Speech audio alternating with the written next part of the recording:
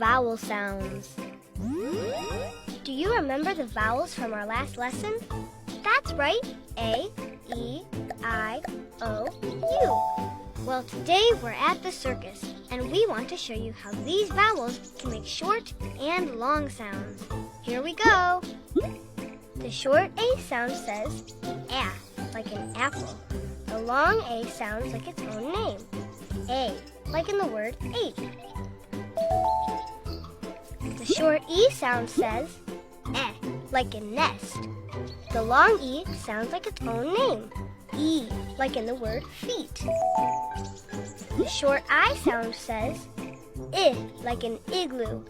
The long I sounds like its own name, I, like in the word five. The short O sound says aw, like in talk. The long O sounds like its own name, O, like in the word rope. The short U sound says like an up. The long U sounds like its own name, U, like in the word cute.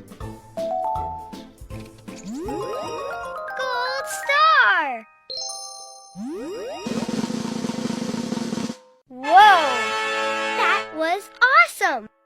I love the circus.